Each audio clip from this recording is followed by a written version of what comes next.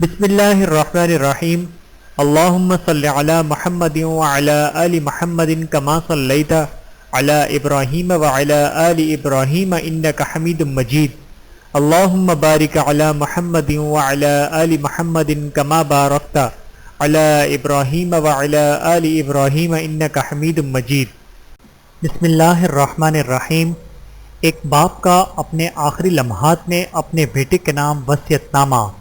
اے میرے پیارے بیٹے، ہمیشہ میرے لیے دعائیں خیر کرتے رہنا، کیونکہ زندوں کی دعائیں فوت شدگان کے لیے نفع مند ثابت ہوتی ہیں، جیسا کہ اللہ تعالیٰ نے قرآن مجید میں ایمان والوں کی دعا نقل فرمائی ہے۔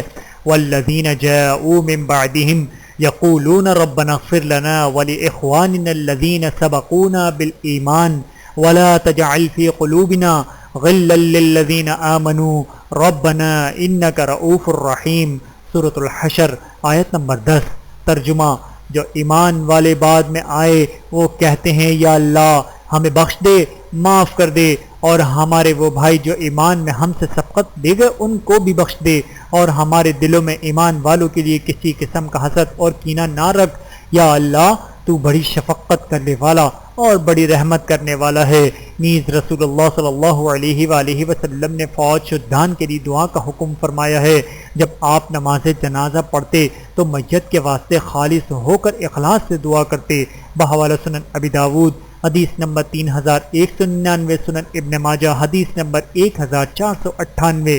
اے میرے پیارے بیٹے، اپنی وصیت کے مطابق میرے لیے صدقہ و خیرات کرنا، کیونکہ صالح اولاد کے صدقے اور دعا سے اللہ مرنے والے کو اجر عطا کرتے ہیں، اس سے عذاب کی تخفیف کرتے ہیں اور جنت میں بلند مرتبہ عطا کرتے ہیں، جیسا کہ رسول اللہ صلی اللہ علیہ وآلہ وسلم نے فرمایا۔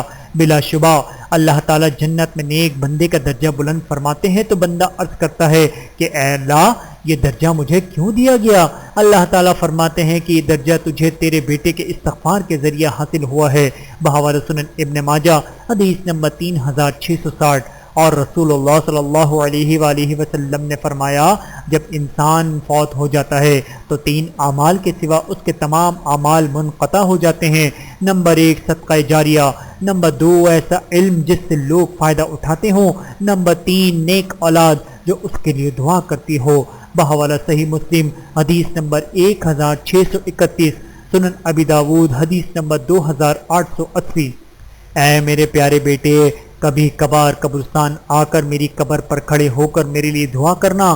رسول اللہ صلی اللہ علیہ وآلہ وسلم بھی قبرستان جا کر دعا کیا کرتے تھے اور کہا کرتے تھے سلام ہے ایماندار کار گھر والوں پر اور مسلمانوں پر، اللہ ہم سے آگے جانے والوں پر رحمت فرمائے اور پیچھے جانے والوں پر ہم پر انشاءاللہ تم سے ملنے والے ہیں۔ بحوالہ صحیح مسلم حدیث نمبر 2256، سنن نسائی حدیث نمبر 2036۔ اے میرے پیارے بیٹے، میرے بات میرے رشتہ دار، عزیز و اقارب اور دوستوں کے ساتھ اچھا برتاؤ کرنا یہ گویا میرے ساتھ ہی نیکی ہوگی۔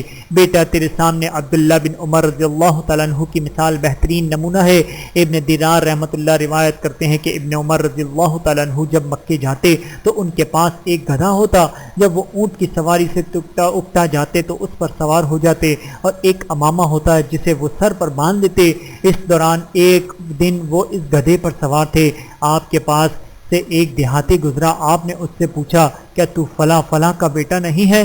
اس نے جواب دیا ہاں کیوں نہیں؟ آپ نے اسے وہ گدھا دے دیا اور فرمایا اس پر سوار ہو جا، اور اسے امامہ بھی عنایت فرمایا اور کہا کہ اس کے ساتھ اپنے سر کو باندھ لینا۔ بس ابن عمر کے بعد ساتھیوں نے ان سے کہا اللہ تعالیٰ آپ کو معاف فرمائے، آپ نے اس دیہاتی کو وہ گدھا بھی دے دیا جس پر آپ دوران سفر آرام کرتے تھے، وہ امامہ بھی دے دیا جس کے ساتھ آپ اپنے سر کو باندھتے تھے۔ آپ نے فرمایا میں نے رسول اللہ صلی اللہ علیہ وآلہ وسلم کو فرماتے ہوئے سنا کہ سب سے بڑی نیکی یہ ہے کہ آدمی اپنے باپ کے مرنے کے بعد اس کے دوستوں سے تعلق برقرار رکھے اور ان سے حسن سلوک کرے، اور تمہیں معلوم ہونا چاہیے کہ اس کا باپ حضرت عمر بن خطاب رضی اللہ تعالیٰ عنہ کا دوست تھا۔ صحیح مسلم حدیث نمبر 2552۔ اے میرے پیارے بیٹے، میں تمہیں نماز پنجگانہ کی نصیحت کرتا ہوں، اس کو نہ چھوڑنا کیونکہ یہ کامیابی کا پہلا زینہ ہے۔ رسول اللہ صلی اللہ علیہ وآلہ وسلم نے بھی اپنے آخری لمحات میں اپنی تمام امت کو اسی کی وصیت کی تھی۔ آپ صلی اللہ علیہ وآلہ وسلم نے فرمایا نماز نماز اور تمہارے زیر یعنی غلام اور لونڈیوں کا خیال رکھنا۔ بحوالہ سنن ابن ماجہ حدیث نمبر 2698۔ اور حکیم لقمان نے بھی اپنے بیٹے کو نصیحت کرتے ہوئے کہا تھا، یا بنیہ اقم الصلاۃ، سورہ لقمان آیت نمبر 17۔ اے میرے پیارے بیٹے نماز کی پابندی کرو۔ اور اسی طرح سیدنا معاذ بن جبل رضی اللہ تعالیٰ عنہ نے بھی اپنے بیٹے کو نماز میں خشوع خضوع کی وصیت کی تھی، اے بیٹا ہر نماز الوداعی سمجھ کر پڑھنا، اور نماز پڑھتے ہوئے یہ ذہن میں رکھنا کہ تجھے دوبارہ نماز کا موقع نہ مل سکے گا۔ اے میرے بیٹے خوب ذہن نشین کر لے کہ مومن دو بھلائیوں کے درمیان ہوتا ہے اور دنیا فانی سے کوچ کر جاتا ہے، ایک بھلائی جو اس نے آگے بھیج دی اور دوسری جس کو اس نے مؤخر کر دیا۔ اے میرے پیارے بیٹے سود، شراب، رشوت اور حرام کی کمائی سے بچنا، یہ گناہ انسان کو تباہ و برباد کر دیتے ہیں۔ ہر ایک سے اچھا برتاؤ کرنا، برائی کا جواب بھلائی سے دینا، ہر ایک کے ساتھ عدل و انصاف اور حسن سلوک سے پیش آنا، مسلمانوں کے حقوق کا خیال رکھنا، کوئی ایسا عمل نہ کرنا جس کی وجہ سے کل شرمندگی اٹھانی پڑے۔ اے میرے پیارے بیٹے تیرے لیے بطور نمونہ چند اہل بصیرت جن میں سر فہرست محمد صلی اللہ علیہ وآلہ وسلم ہے کہ آخری ایام میں کی گئی نصیحتیں لکھ دیتا ہوں تاکہ تو ان کی رہنمائی میں اپنی کمزوری کو دور کر سکے۔ رسول اللہ صلی اللہ علیہ وآلہ وسلم کی آخری وصیتیں۔ آپ صلی اللہ علیہ وآلہ وسلم نے فرمایا، یہود و نصارہ پر اللہ کی لعنت کہ انہوں نے اپنے انبیاء کی قبروں کو مساجد یعنی سجدگاہ بنا لیا۔ بحوالہ صحیح بخاری حدیث نمبر 435۔ آپ صلی اللہ علیہ وآلہ وسلم نے یہ بھی فرمایا، تم لوگ میری قبر کو بت نہ بنانا کہ اس کی پوجا کی جائے۔ بحوالہ موطا امام مالک حدیث نمبر 1696۔ پھر آپ صلی اللہ علیہ وآلہ وسلم نے انصار صحابہ کرام رضی اللہ تعالیٰ عنہم کے بارے میں وصیت فرمائی، کیونکہ وہ میرے قلب جگر ہیں، انہوں نے اپنی ذمہ داری پوری کر دی مگر ان کے حقوق باقی رہ گئے ہیں، لہذا ان کے نیکوکار سے قبول کرنا، ان کے خطا کار سے درگزر کرنا۔ ایک روایت کے مطابق ارشاد فرمایا، لوگ بڑھتے جائیں گے مگر انصار گھٹتے جائیں گے، یہاں تک کہ گھاٹے میں نمک کے برابر رہ جائیں گے۔ بحوالہ بخاری شریف حدیث نمبر 3799۔ پھر آپ صلی اللہ علیہ وآلہ وسلم نے 3 وصیتیں فرمائیں۔ نمبر 1، یہود و نصارہ اور مشرکین کو جزیرۃ العرب سے نکال دینا۔ نمبر 2، وفود کی اسی طرح نوازش کرتے رہنا جس طرح آپ صلی اللہ علیہ وآلہ وسلم کیا کرتے تھے۔ نمبر 3، البتہ تیسری بات راوی بھول گیا، غالباً یہ کتاب و سنت کو مضبوطی سے پکڑے رہنے کی وصیت تھی، یا لشکر اسامہ رضی اللہ تعالیٰ عنہ کو روانہ کرنے کی وصیت تھی، یا پھر آپ صلی اللہ علیہ وآلہ وسلم کا یہ ارشاد تھا کہ نماز اور تمہارے زبردست یعنی غلاموں اور لونڈیوں کا خیال رکھنا۔ بحوالہ سنن ابی داود حدیث نمبر 5156۔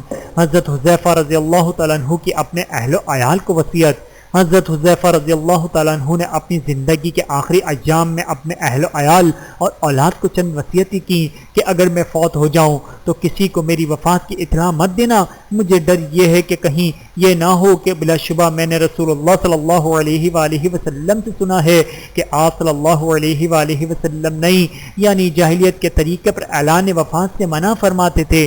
بحوالہ ترمذی شریف حدیث نمبر 986۔ حضرت سعد بن ابی وقاص رضی اللہ تعالیٰ عنہ کے اپنے بیٹے کو وصیت۔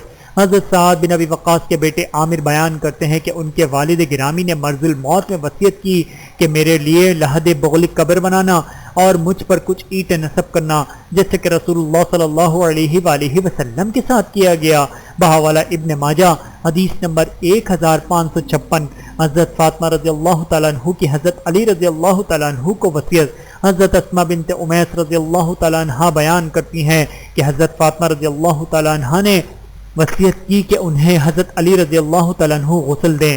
بحوالہ دار نقطنی حضرت ابو موسیٰ رضی اللہ تعالیٰ عنہ کی وفات کے وقت وصیت۔ ابو ہریرہ رضی اللہ تعالیٰ عنہ بیان کرتے ہیں کہ حضرت ابو موسیٰ رضی اللہ تعالیٰ عنہ نے وفات کے وقت یہ وصیت کی، جب تم میرا جنازہ لے کر چلو تو جلدی کرنا، میرے پیچھے آگے مت چلنا، میری لحد یعنی بغلی قبر پر کوئی ایسی چیز نہ رکھنا جو میرے اور مٹی کے درمیان حائل ہو، میری قبر پر عمارت مت بنانا، اور میں گواہی دیتا ہوں کہ میں ہر مصیبت کے وقت، اونچی آواز نکالنے والی پریشانی کے وقت اپنے سر کے بال منڈوانے والی اور آفت کے وقت اپنے کپڑے پھاڑنے والی عورت سے بری ہوں۔ لوگوں نے کہا آپ نے اس بارے میں رسول اللہ صلی اللہ علیہ وآلہ وسلم سے کچھ سنا ہے؟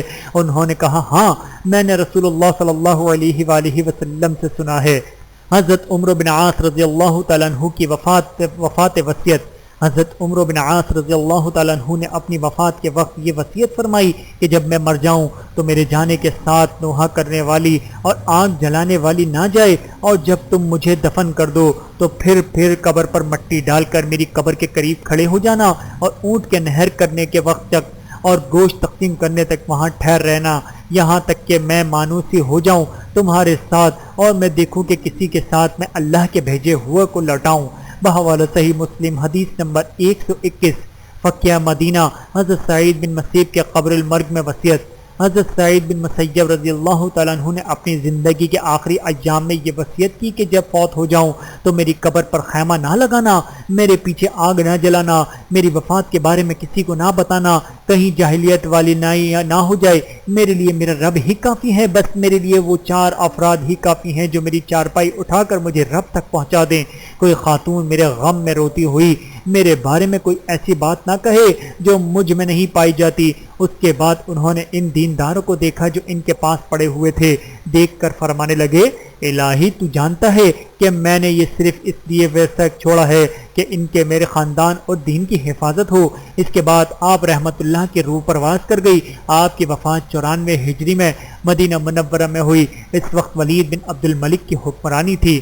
بحوالہ فقہ مدینہ امام اعظم ابو حنیفہ رحمت اللہ کی اپنے بیٹے حماد کو وصیت۔ اے میرے بیٹے، بدعت سے بچنا اور کتاب اللہ و حدیث رسول صلی اللہ علیہ وآلہ وسلم کے سوا مسائل میں کبھی تخریج و تاریخ نہیں، قیاس استدلال اور اپنے اجتہادات سے کام نہ لینا۔ بحوالہ سیرت الائمہ امام ابو یوسف یعقوب رحمت اللہ کی اپنے بیٹے کو وصیت۔ اے میرے بیٹے، کتاب و سنت کو کسی صورت میں نہ چھوڑنا، شرک و بدعت کو قریب سے نہ بھٹکنے دینا۔ اگر تم بھی قاضی بنا دیے جاؤ تو کتاب اللہ اور سنت رسول صلی اللہ علیہ وآلہ وسلم کے مطابق فیصلے کرنا۔ بحوالہ سیرت الائمہ سلطان مولانا محمد فاتح رحمت اللہ کی اپنے بیٹے کو وصیت۔ سلطان محمد فاتح عہد عثمانی کے مشہور خلیفہ میں انہوں نے 23 سال کی عمر میں قسطنطنیہ کو فتح کیا۔ جب ان کی موت کا وقت قریب آیا تو انہوں نے اپنے بیٹے کو بلایا اور چند وصیتیں کی۔ اے میرے بیٹے، میں موت کے کنارے پر کھڑا ہوں، کسی وقت بھی موت آ سکتی ہے، مگر مجھے افسوس نہیں، اس لیے کہ میں اپنے بعد تمہارے جیسے لائق اولاد چھوڑ کر جا رہا ہوں۔ اپنی قوم کے ساتھ عدل و انصاف اور رحم کا برتاؤ کرنا، بغیر کسی تمیز کے رعایا کے ساتھ یکساں سلوک کرنا، اور دین اسلام کو پھیلانے کی پوری کوشش کرنا کہ یہ روئے زمین کے تمام حکمرانوں پر فرض ہے۔ دین کو ہر کام پر مقدم رکھنا اور ایسے اشخاص کو اپنا ملازم نہ رکھنا جو دین کو اہم نہیں جانتے ہوں، کبیرہ گناہوں سے نہیں بچتے اور فحاشی کو پسند کرتے ہیں۔ بدعت و خرافات سے دور رہنا، ایسے لوگوں سے دور رہنا جو ان کاموں کو پسند کرتے ہیں اور ان کو بجا لاتے ہیں۔ اپنے ملک میں جہاد کے جھنڈے کو کبھی سرنگوں نہ ہونے دینا، بیت المال کی حفاظت کرنا، اس میں بیجا خرچ نہ کرنا، اور ہاں خبردار، کبھی بھول کر بھی اپنی رعیت کے مال و دولت کی طرف نہ دیکھنا، البتہ اسلام کی اجازت کے مطابق اس میں تصرف کر سکتے ہو۔ نیز محتاجوں کو روزی کا بندوبست کرنا، حقداروں پر خرچ کرنا اور ان کی عزت و تکریم کرنا۔ بحوالہ سنہر اوراق۔ اللہ تعالی ہم سب کو عمل کرنے کی توفیق عطا فرمائے، آمین ثم آمین۔